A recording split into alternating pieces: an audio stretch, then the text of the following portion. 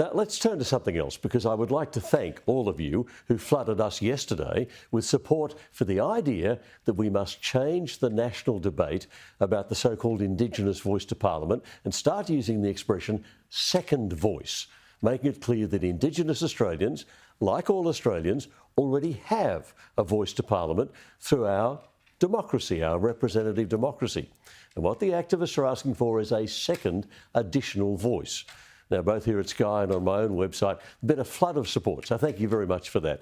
We are now, you and I are now part of an unofficial little campaign pushing for the use of this expression, second voice. And our little campaign will put some politicians on the spot.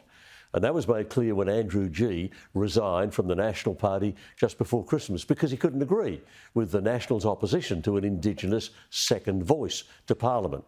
And just today, we've been told, the Liberals are divided on the subject. I'm joined now by the member for New England and Shadow Minister for Veterans Affairs, Barnaby Joyce.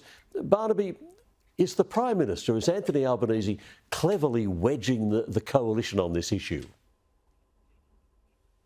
Well, the thing is, Kel, I don't think he's going to wedge the Australian people. What you said about a second voice is very close to the mark. And if you look at it, how do I go to an area where two people live in exactly the same economic conditions, one identifies as white, one identifies as Aboriginal, and say, well, this person in this house apparently has a greater democratic capacity than the person who lives in that house, but they're both living in exactly the same conditions. Kel, these things should be addressed on the economic circumstances that people find themselves in, not on the colour of their skin.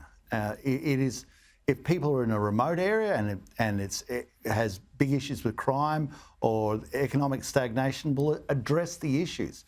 If they're in the eastern suburbs of Sydney and they're dealing with those issues, address the issues. But don't differentiate when you go into that town or when you go to that suburb that, well, this person is going to get a greater voice in Parliament than that person because this person has access to both their parliamentary process and their local member and their local senator, but also an additional process on top of that.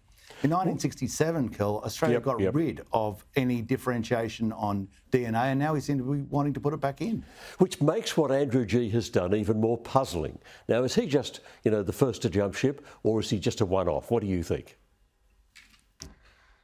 Well, I'm obviously disappointed with Andrew's decision. I can tell you, Kel, when I started in politics, it was a lot tougher than that. They wouldn't even give me a seat in the joint party room. And as I've said, I remember one person bending over me saying, I've cut the throats of animals better than you. So it can get a lot hotter than just having a disagreement on the issue. And if it really is that you're personally driven by it, you can cross the floor when it comes to the vote. You don't have to leave the party. I think it's really jumping the shark.